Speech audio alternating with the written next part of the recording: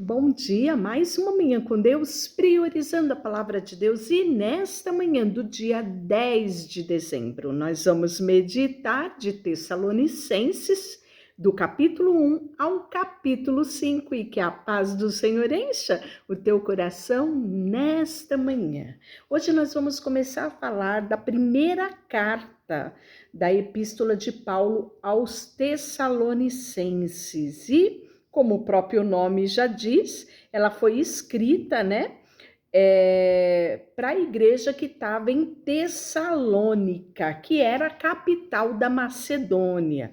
Então, Paulo vai escrever esta carta e o tema dessa carta ele é um pouco escatológico. Por quê? Porque todo capítulo ele vai terminar fazendo referência à vinda de Cristo. E como no versículo 1, a gente já vê a revelação de Paulo, quais eram as pessoas, os irmãos que estavam envolvidos, nessa escrita desta carta. Paulo, Silvano e Timóteo. A igreja dos Tessalonicenses em Deus Pai e no Senhor Jesus Cristo, graça e paz por vós outros. Damos sempre graças a Deus por todos vós, mencionando-os em nossa oração e sem cessar, recordando-nos diante de Deus Pai da operosidade da sua fé, abnegação do vosso amor e firmeza da vossa esperança em nosso Senhor Jesus Cristo, reconhecendo, irmãos amados de Deus, a vossa eleição, porque o nosso evangelho não chegou até vós tão somente em palavras, mas sobretudo em poder no Espírito Santo e em plena convicção, assim como sabeis ter sido nosso procedimento entre vós e por amor de vós. Com efeito, vos tornastes imitadores nosso e do Senhor, tendo recebido a palavra e posto que em meio a muita tribulação, com alegria no Espírito Santo. De sorte que vos tornastes modelo para todos os crentes da Macedônia e na Acaia. Olha que coisa linda, né? Porque de vós repercutiu a palavra do Senhor não só na Macedônia, Acácia, mas também em toda parte se divulgou a vossa fé para com Deus, a tal ponto de não termos necessidade de acrescentar coisa alguma. Lindo isso, não é? Que Paulo fala desses irmãos? No capítulo 2, Paulo vai falar do proceder, do apóstolo e seus cooperadores no evangelho daquela igreja. Ele diz assim: porque vós, irmãos, sabeis pessoalmente que a vossa estada entre nós, a nossa estada entre vós, não se tornou infrutífera, mas apesar de maltratados, ultrajados em Filipe, como é do vosso conhecimento, tivemos ousada confiança em nosso Deus para nos anunciar o evangelho de Deus em meio a uma luta. Pois a nossa exortação não procede de engano, nem de impureza, nem se baseia em dolo, pelo contrário, visto que fomos aprovados por Deus a ponto de nos confiar Ele o Evangelho. Assim falamos, não para que agrademos a homens, e sim a Deus, que prova o nosso coração. E aí, pelo contrário, visto que fomos aprovados por Deus a ponto de nos confiar Ele o Evangelho, assim falamos, não para que agrademos a homens, mas sim a Deus, que prova o nosso coração. A verdade é que nunca usamos de linguagem de bajulação, como sabeis, nem de intuitos gananciosos. Deus disso é testemunha, também jamais andamos buscando glória de homens, nem de vós, nem de outros, embora pudéssemos, como enviados de Cristo, exigir de vós a nossa manutenção. Todavia, nos tornamos carinhosos entre vós, qual ama que acaricia os seus filhos, assim, querendo-vos muito, estávamos prontos a oferecer somente o Evangelho de Deus, mas igualmente a nossa própria vida, por isso que vos tornaste muito amado de nós. E aí ele vai falar sobre o proceder fiel dos irmãos de Tessalônia, né? E esse proceder se deu em meio à tribulação. Então, eles têm testemunho para dar para nós. Outra razão ainda, temos nós para que incessantemente dar graça a Deus e que, tendo vós recebido a palavra que nós vistes que é de Deus, acolheste não como palavra de homens, e sim como verdade que é a palavra de Deus, o qual com efeito está operando eficazmente em vós o que credes.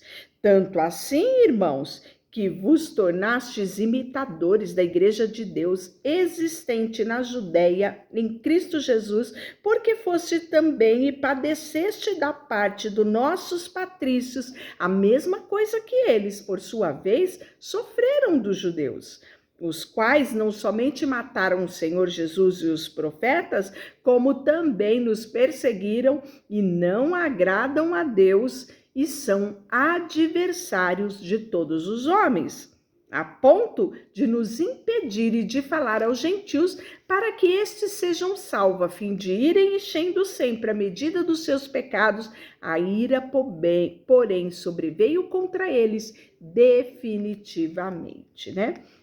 E Paulo, mais uma vez, vai confirmar o interesse dele por esses irmãos. Isso ele já fez, ele torna a falar, né? E no capítulo 3, Paulo envia Timóteo, né? As boas notícias trazidas por este ao apóstolo, pelo que não podendo suportar mais o cuidado de vós, pareceu bem ficar sozinho em Atenas e enviar o nosso irmão Timóteo, ministro de Deus no Evangelho de Cristo, para que, em benefício da vossa fé, confirmai-vos e exortai-vos, a fim de que ninguém se inquiete com essas tribulações, porque vós mesmos sabeis que estamos designados para isso. Olha que verdade Paulo fala para esses irmãos, não é? E muitas vezes nós precisamos confirmar isso, porque Jesus nos disse, no mundo tereis aflição, né? E Paulo aqui está dizendo para os irmãos na Tessalônia, né? Olha, é do vosso conhecimento que vocês iam ser afligidos, que nós seremos afligidos. Foi por isso que, já não me sendo possível continuar esperando, mandei indagar o estado da vossa fé, temendo que o tentador vos provasse e se tornasse inútil nosso labor. Agora, porém, com o regresso de Timóteo, vindo de vosso meio, trazendo boas notícias da vossa fé, do vosso amor, e ainda que de sempre guardais grata lembrança de nós, desejando muito ver-nos, como aliás também nós a vós outros, né? Então Timóteo vai até a igreja, está lá com eles, né? E volta e dá notícias a Paulo da perseverança destes irmãos em meio às tribulações. E aí ele vai trazer no capítulo 4 uma exortação à prática da santidade, né? Exortação também à prática do amor fraternal. E ele vai falar um pouquinho sobre a situação dos mortos em Cristo, a vinda do Senhor.